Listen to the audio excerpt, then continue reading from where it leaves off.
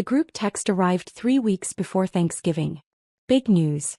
My boss David Roberts, CEO of TechCorp, is joining us for Thanksgiving dinner. This is huge for my career. Everyone needs to be on their best behavior. This means you, Sarah. I stared at the message from my brother Kevin. Read it twice. Then looked at the framed photo on my office wall. Me shaking hands with David Roberts at last quarter's board meeting. My assistant knocked. Dr. Whitmore?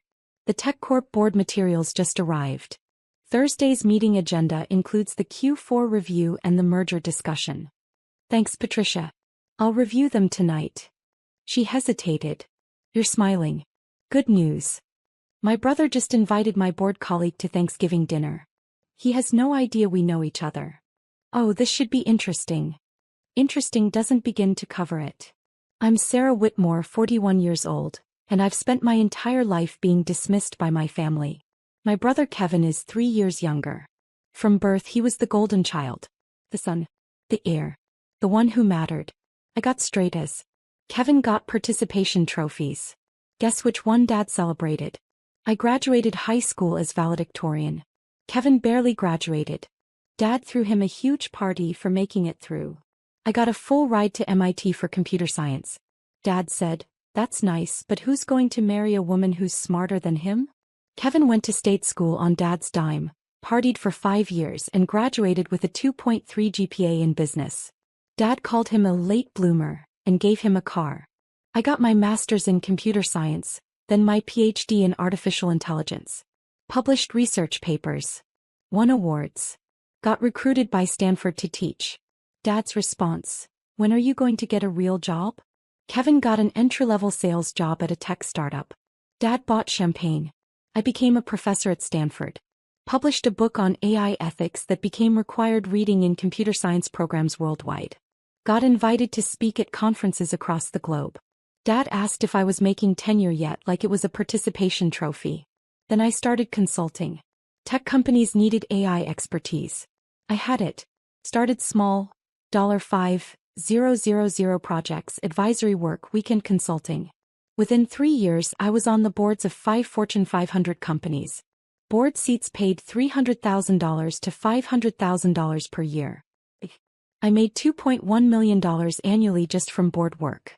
Another $800,000 from my Stanford salary and research grants. Plus consulting fees that ranged from $50,000 to $200,000 per project. Last year my total income was $4.3 million. My family thought I was a teacher making $80,000 a year. Because I'd stopped trying to correct them.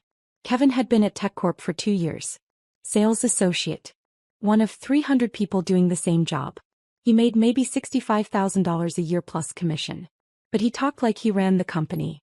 Every family gathering was the Kevin show. Stories about his big deals. Name-dropping executives. Explaining technology he barely understood to our parents who understood even less. Dad ate it up. That's my son. Moving up in the world. Mom would add, "Sarah, you should ask Kevin for career advice. He really understands business." I had a PhD from MIT and sat on 5 corporate boards. Kevin cold called small businesses trying to sell cloud storage solutions. But your mom. I'd ask Kevin for career advice. Last Christmas, Kevin had announced he was being mentored by senior leadership. "David Roberts himself knows my name," Kevin said proudly. Video. He stopped me in the hall last week and asked about my sales numbers. "That's wonderful, honey," Mom gushed. Dad beamed. "See, Sarah? That's what success looks like. Making connections. Getting noticed by important people." I sipped my wine and said nothing. Because I'd been in a 3-hour board meeting with David Roberts 2 days earlier, discussing a potential $8 billion merger.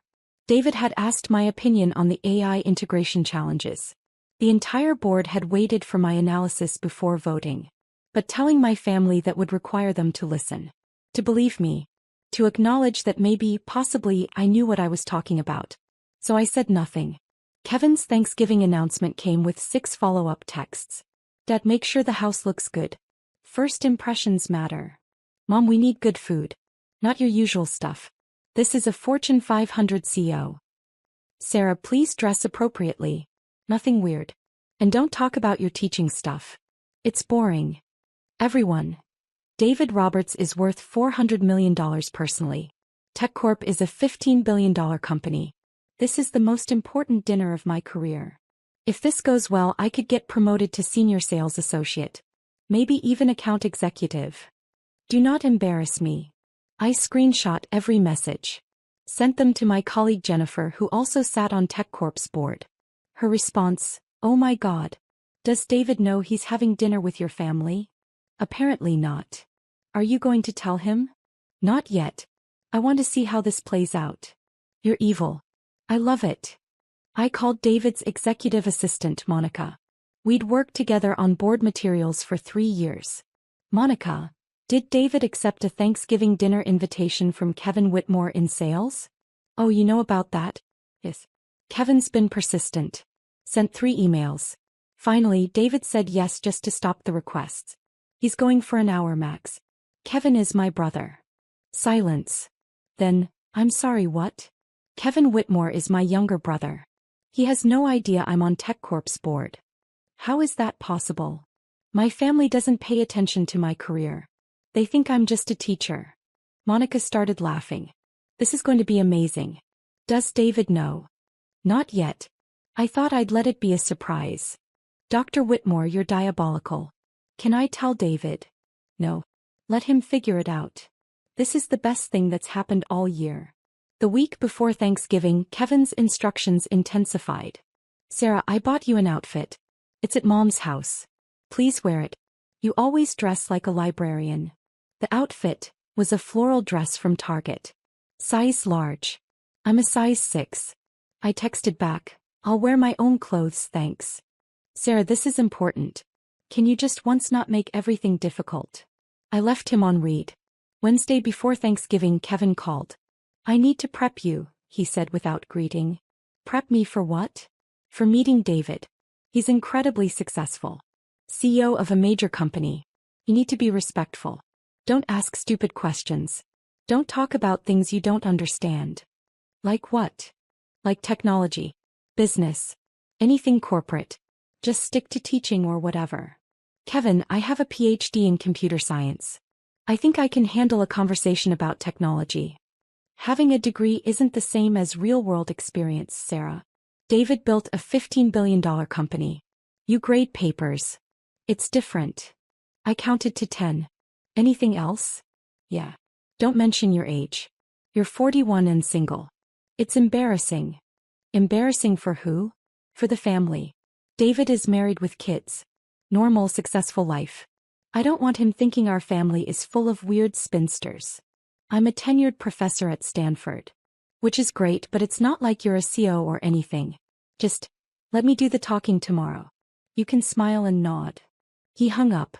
I sat in my office at Stanford, surrounded by AI research papers, book awards, and photos from corporate board meetings. Then I called David Roberts directly. His personal cell. The one only board members had. He answered on the second ring. Sarah. What's up? Quick question. You're having Thanksgiving dinner with Kevin Whitmore tomorrow. Unfortunately, yes. He's been aggressively networking. Figured I'd put in an appearance, talk about his sales numbers, be encouraging. Standard CEO stuff. Why? Kevin is my brother. Silence. Long silence. I'm sorry, Kevin Whitmore in sales is your brother? The one who sends me weekly emails about his performance metrics. That's the one. How did I not know this? He doesn't know I'm on your board. My family doesn't know I do corporate work. They think I'm just a Stanford professor. David started laughing. Actual full laughter. You're kidding. Nope. Kevin's been telling the family for weeks that his CEO is coming to dinner. He's coaching everyone on how to behave. Including me. He told me not to talk about technology because I don't have real-world experience. You literally advised us through a $3.2 billion AI acquisition last quarter. I know. You published the paper that changed how we approach machine learning ethics. I know. You're one of the most respected AI experts in the country. Kevin doesn't know that. He thinks I grade papers. More laughter. This is incredible. What do you want me to do? Nothing. Just show up. Let it unfold naturally. Sarah, I have to tell you, this might be the highlight of my year. Line 2. Thanksgiving Day. I arrived at my parents' house at 2 p.m. wearing a black cashmere sweater and tailored pants. Professional but comfortable. Kevin took one look and frowned. I bought you a dress. I'm wearing this. Sarah. Kevin, drop it. Mom rushed over. Sarah, honey, maybe you could change? Kevin's boss is very important. I'm aware. Dad appeared. Sarah, your brother is trying to make a good impression. The least you can do is cooperate. I'm wearing this. If Kevin's boss has a problem with cashmere and good tailoring, that's a concerning business strategy. Kevin pulled me aside. Why do you always have to be difficult? I'm wearing clothes. That's not difficult. You know what I mean. This is important to me. Why can't you just be supportive? I am being supportive. I'm here, aren't I? He looked at me like I was a stranger. Sometimes I don't understand you at all. The feeling is mutual. David Roberts was due at 4 p.m. Kevin checked his watch every 3 minutes starting at 3:30. At 3:45 he gathered everyone in the living room. Okay, here's the plan. When Mr. Roberts arrives, Dad and I will greet him. Mom, you offer drinks. Sarah, you can help in the kitchen. I'm not hiding in the kitchen. I'm not asking you to hide. I'm asking you to be helpful. By staying out of sight? By not making this about you. I sat down on the couch. I'll stay right here. Kevin looked panicked. Sarah, please. The doorbell rang. Kevin literally jumped, straightened his tie, took a deep breath. Everyone, best behavior. This is the most important moment of my career. He opened the door. David Roberts stood on the porch in casual slacks and a button-down shirt, holding a bottle of wine, looking exactly like he did in our board meetings minus the suit. Kevin. Happy Thanksgiving. Mr. Roberts. Please come in. Welcome to our home. David stepped inside. His eyes swept the room, doing what CEOs do, assessing, evaluating, reading the space. His gaze landed on me. He froze. Completely, totally froze. Sarah. I smiled. Wave. Hi, David. Kevin's head snapped toward me. Then back to David. You know my sister? David was staring at me like I'd materialized from another dimension. Know her? Sarah, what are you doing here? It's Thanksgiving. This is my family. But. He looked at Kevin. Looked at me. I watched the pieces click together in his brilliant CEO brain. Kevin Whitmore is your brother. Unfortunately, yes. Kevin's face had gone from confident to confused to pale. How do you two know each other? David turned to him. Sarah sits on TechCorp's board of directors. She's been on the board for 4 years. We meet monthly. The silence that followed could have shattered windows. Kevin made a sound, half laugh, half choke. That's not possible. It's very possible, David said, still looking at me like he was solving a puzzle. Sarah is one of our most valuable board members. Her expertise in AI has been crucial to our strategic direction. Mom spoke up. Sarah is a teacher. At Stanford. She's a tenured professor, yes. But she's also on the boards of 5 Fortune 500 companies. Including mine. David turned to me. How did I not know Kevin was your brother? Different last names, I said. I use my married name professionally. Well, formerly married. You were married? Kevin's voice cracked. For 6 years. Divorced 3 years ago. You didn't notice because you never ask about my life. Dad stood up. Now wait just a minute. You're on corporate boards? Since when? Since 4 years ago for TechCorp. 7 years for the others. You never told us, Mom said. I did tell you. Multiple times. You said it was nice, and changed the subject. David was watching this exchange with visible fascination. I'm sorry, you told them you were on corporate boards and they didn't, what? Believe you. They didn't ask for details, I said. They assumed it was some minor advisory thing. Not worth discussing. Kevin found his voice. You're on the board. The actual board. The one that makes decisions about the company. Yes, Kevin. The board of directors. I'm on the compensation committee and the technology oversight committee. I approve your CEO's salary. I gestured to David. Among other things. David was trying not to smile. Failing. Sarah, your family thinks you just teach?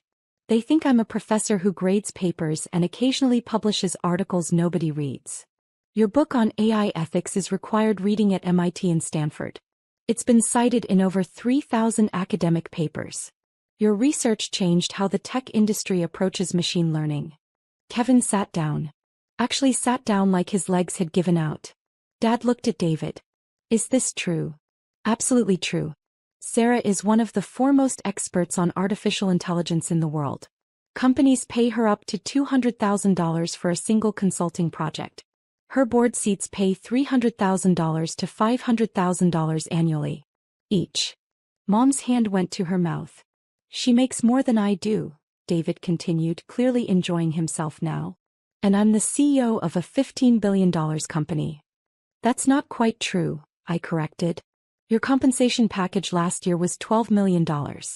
I make about $4.3 million. Fair point, David conceded. But you make it without the stress of running a company.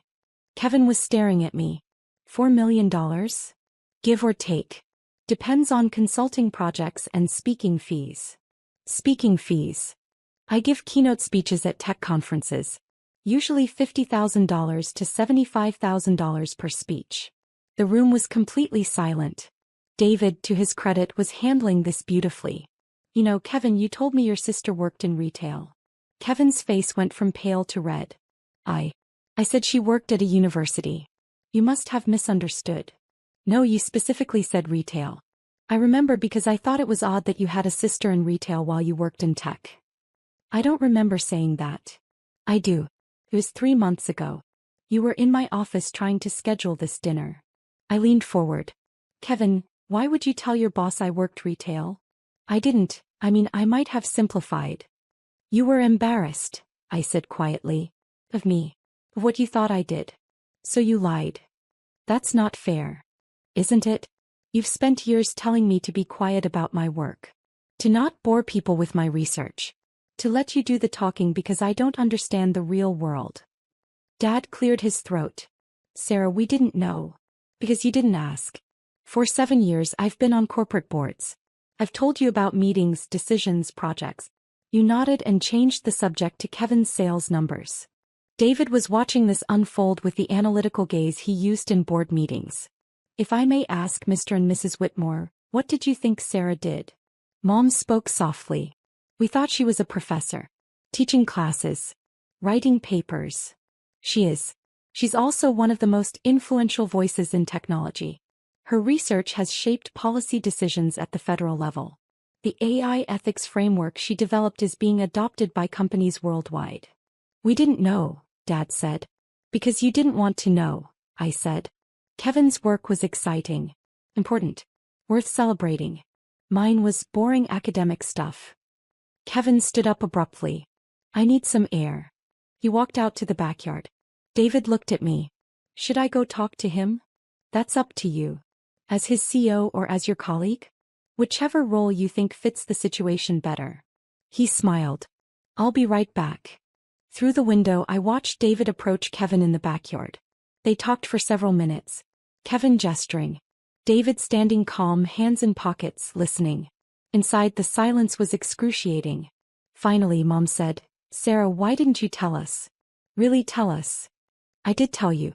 At last year's Christmas I mentioned I'd been asked to join another board. You said, that's nice, and asked if I was seeing anyone.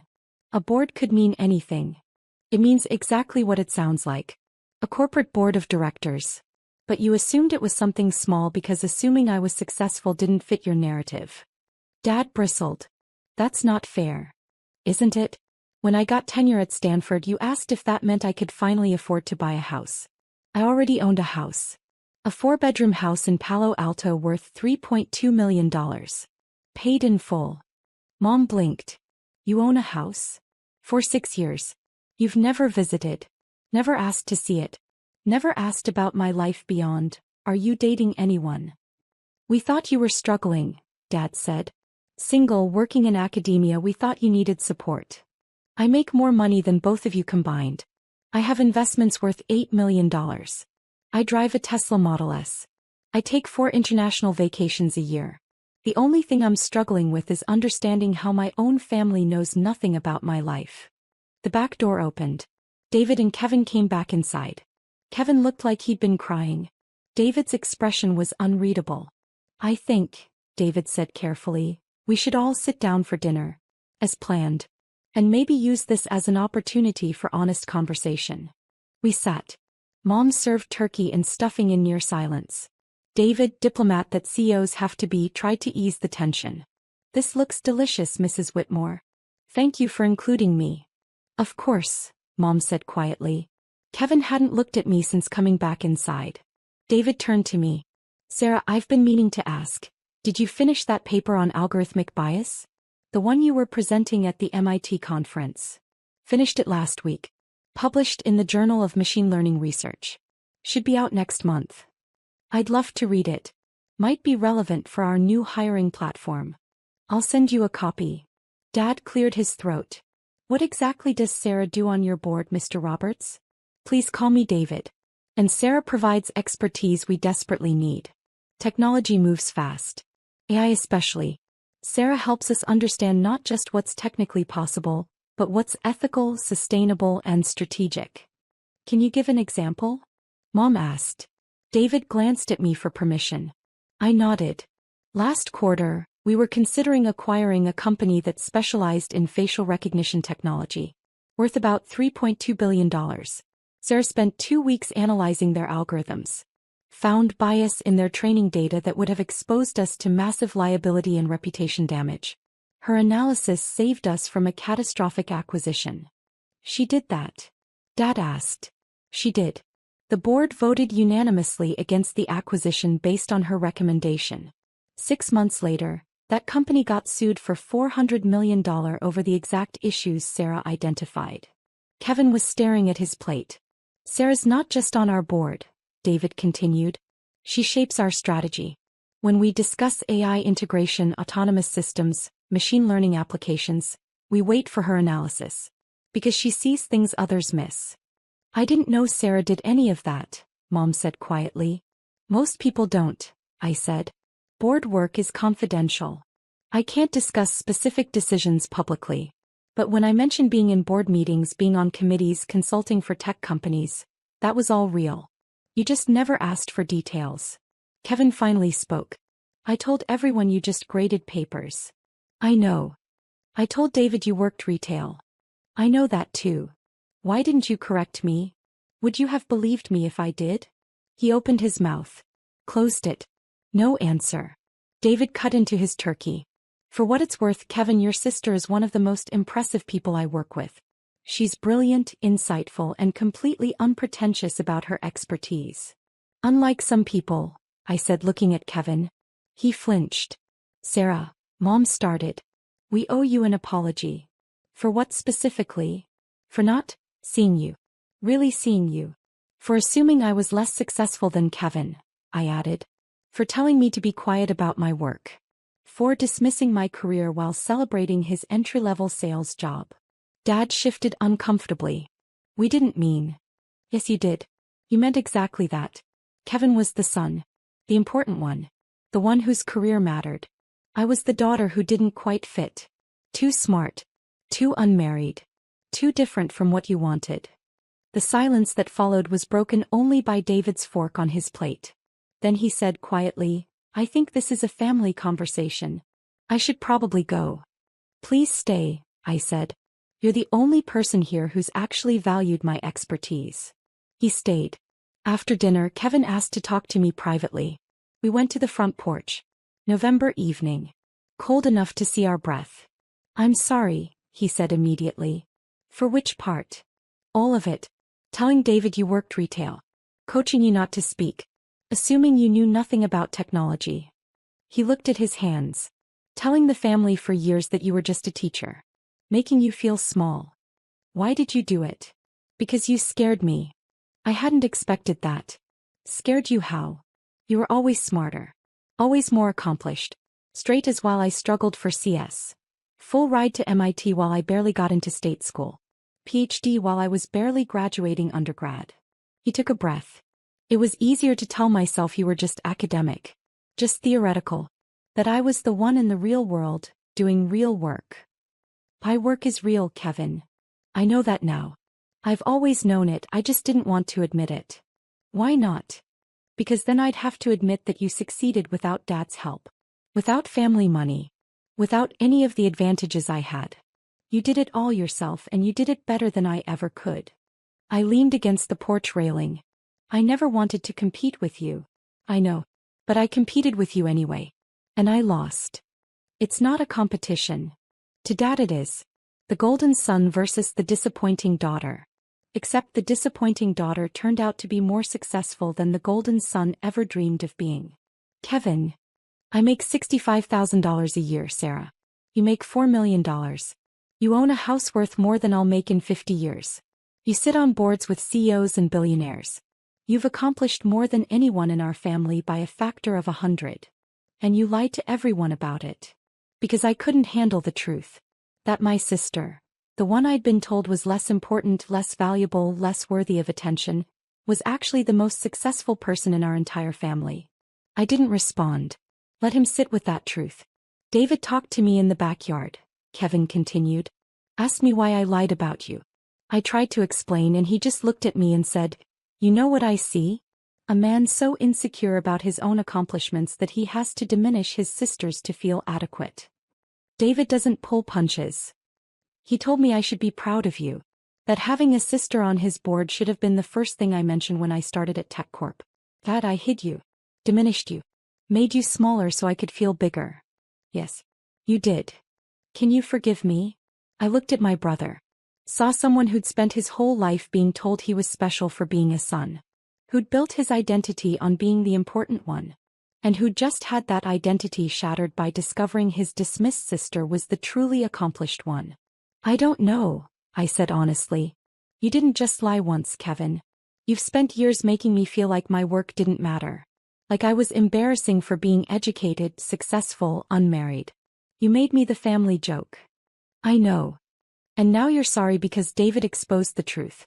But would you be sorry if he hadn't? If you'd gotten through this dinner without him recognizing me?" He was quiet for a long time. "I don't know. Probably not. At least you're honest about that. What do I do now?" "That's up to you. But Kevin, I need you to understand something. I don't need you to be proud of me. I don't need Dad's approval or Mom's recognition.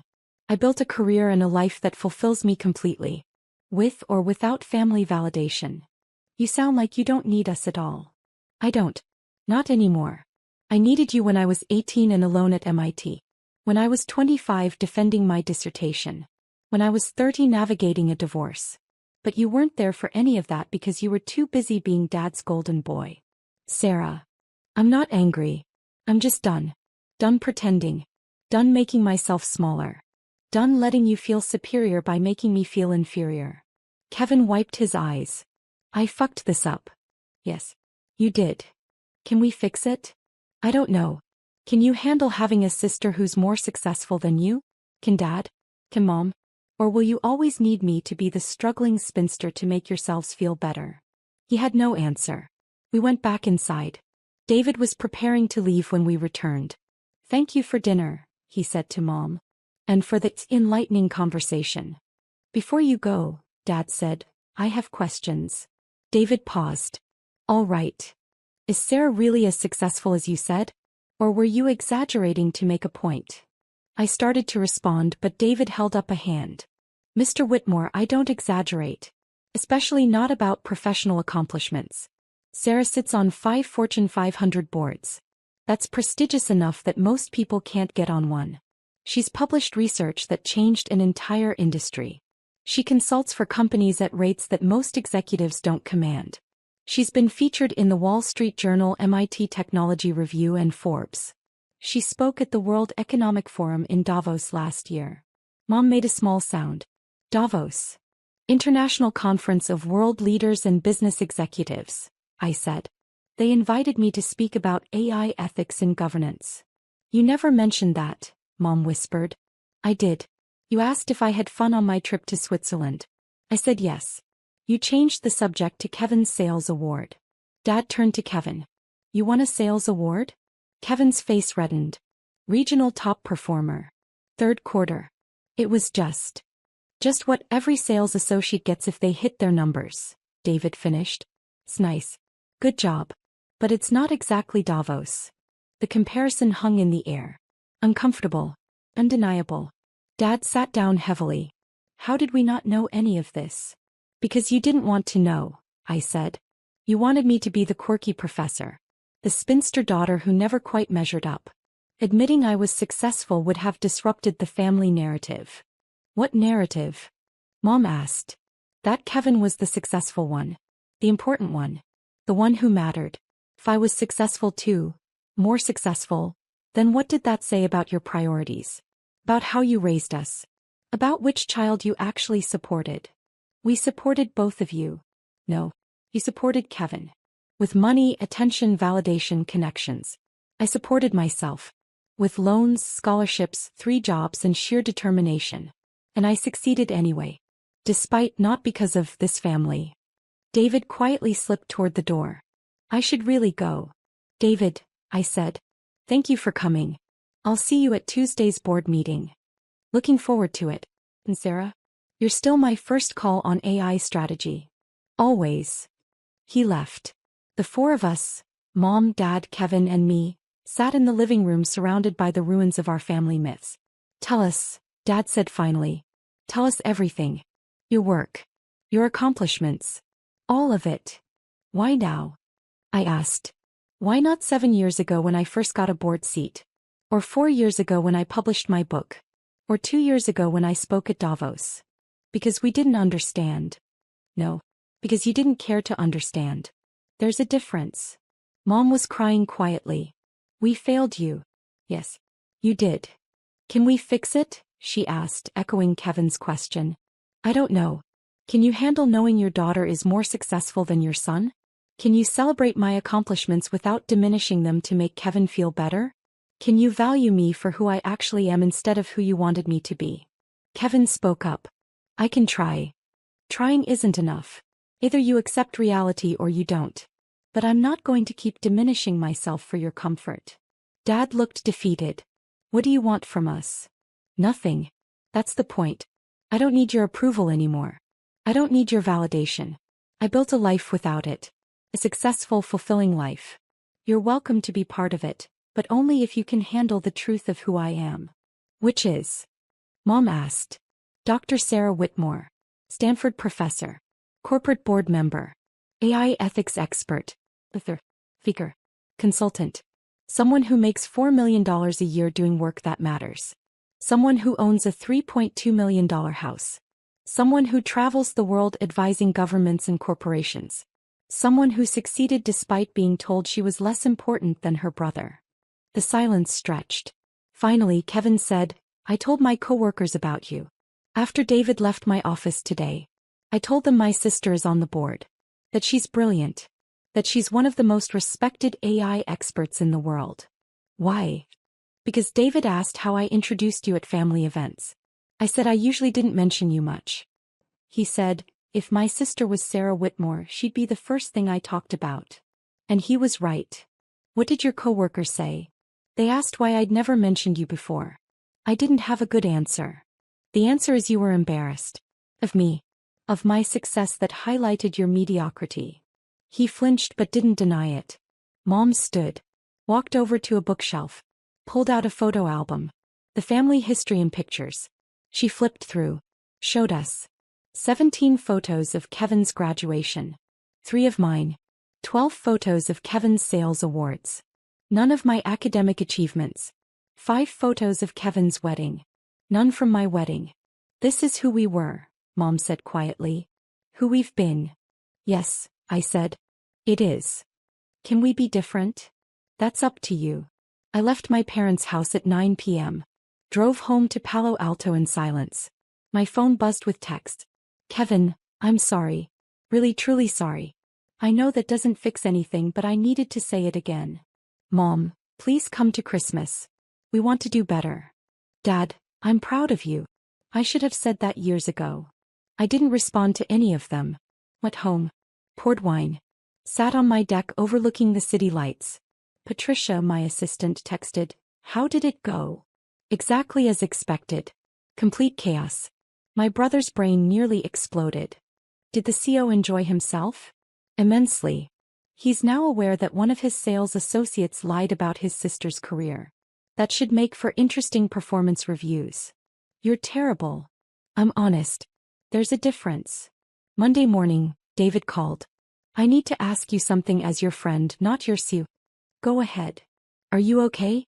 Friday was intense. I'm fine. Actually, I'm better than fine. I'm free. Free from what? From pretending. From making myself smaller. From caring what my family thinks. Kevin sent me an email. Apologizing for misrepresenting you. Asking if it would affect his employment. What did you tell him? That his personal life is separate from his professional performance. But that integrity matters in all contexts. Diplomatic. I'm a CEO. Diplomacy is the job. He paused. For what it's worth, watching you handle that situation, calm, professional, completely unshaken, reminded me why you're on my board. You have clarity other people don't. Thank you, David. See you Tuesday. Tuesday's board meeting was normal. Strategic discussions. Financial reviews. Merger analysis. At the end, David addressed the board. Before we adjourn, I want to acknowledge Dr. Whitmore. I had Thanksgiving dinner with her family last week. They had no idea she was on this board. Or any board. Or that she's one of the foremost AI experts in the world. The other board members looked shocked. How is that possible? Asked Jennifer, the board member who already knew the story. Because I don't advertise my accomplishments to people who don't value them, I said simply. David smiled. Which is exactly why you're invaluable. No ego.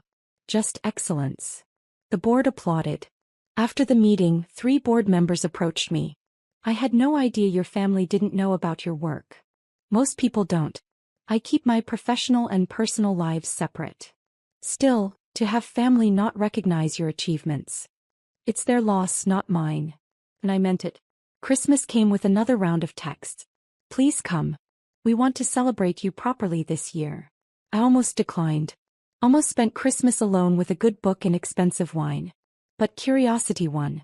I arrived Christmas Eve. Brought nothing. Expected nothing. The house was different. Everywhere I looked there were changes. A framed copy of my book on the mantle. My Forbes 40 Under 40 article printed and displayed. A photo from my Davos speech on the wall. Mom saw me noticing. We've been researching. Your work. Your accomplishments. We printed articles. Bought your book. Watched your TED Talk. I've given 3 TED Talks. We watched all 3. Kevin appeared. I read your AI ethics paper. The one about algorithmic bias. I didn't understand all of it, but what I did understand was brilliant. Thank you. Dad emerged from the kitchen. Sarah. I'm glad you came. Me too. Dinner was quiet. Polite. Careful. Halfway through, Mom said, we'd like to hear about your work. Really hear about it. If you're willing to share. I looked at them. Saw people trying. Failing. But trying. What do you want to know? For the next 2 hours I talked. About boards. Research. Consulting. The companies I advised. The policies I shaped. The students I mentored. They listened. Actually listened. Asked questions. Real questions. When I mentioned a $200,000 consulting project, Dad didn't flinch. When I explained a board decision that saved a company $400 million, Mom didn't change the subject. When I described speaking to the Senate about AI regulation, Kevin didn't make it about himself. It was strange. Uncomfortable. At the end of the evening, Dad said, I'm proud of you. I should have said that every day for the past 20 years. But I'm saying it now. Thank you. Can we start over? Mom asked. Not forget what happened but try to be better? I don't know. Can you? We want to try. I looked at Kevin. What about you? I told everyone at work about you. My sister on the board. My sister the expert. My sister who's changing the world. I've been bragging about you for weeks. That's a change. I know. And Sarah? I'm sorry. For everything. 4 years of making you small. For being threatened by your success. For lying about who you are. Apology noted. Not accepted? He asked quietly. Not yet. But maybe someday. He nodded. Understanding that some bridges take time to rebuild. 6 months after that Thanksgiving, Kevin got promoted at TechCorp. Not because of me. I stayed completely out of it. He earned it. Hit his numbers. Improved his performance. Showed initiative. He called to tell me. I'm senior sales associate now. Small promotion, but it's progress. Congratulations. I told my new team about you. My sister who advises the CEO. They were impressed. Good. Sarah, I'm trying. I know I fucked up. I know I spent years being a terrible brother. But I'm trying to be better. I see that. Is that enough? It's a start. We had lunch the next week. Talked about work. His challenges. My projects. He asked intelligent questions about AI ethics. Actually listened to the answers. It wasn't perfect, but it was real.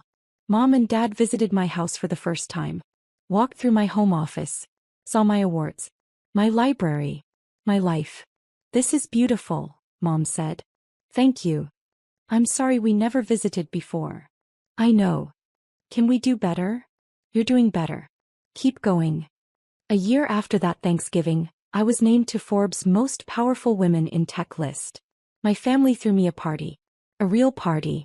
With my accomplishments celebrated. My work recognized. My expertise valued. Kevin gave a toast. To my sister Sarah.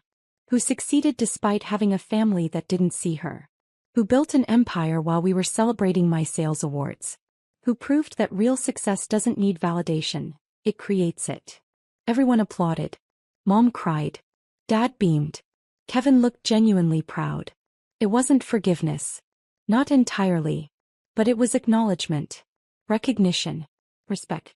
And sometimes that's enough. I stayed in touch with David Roberts. Remained on TechCorp's board for 8 more years. Helped guide the company through 3 major acquisitions, 2 CEO transitions, and the AI revolution that transformed the industry. Kevin stayed at TechCorp too. Made account executive. Then senior account executive. Never meteoric but steady. Honest. No longer threatened by my success. And every Thanksgiving after that infamous dinner we told the story. The time David Roberts came to dinner expecting to mentor a sales associate's family and discovered his board member checking coats. The time a CEO exposed a family's willful blindness to their daughter's accomplishments. The time everything changed because someone finally said the truth out loud. I never checked coats again. But I never forgot the lesson either. Success doesn't require validation from people who refuse to see you. It just requires showing up as exactly who you are. And letting the truth speak for itself.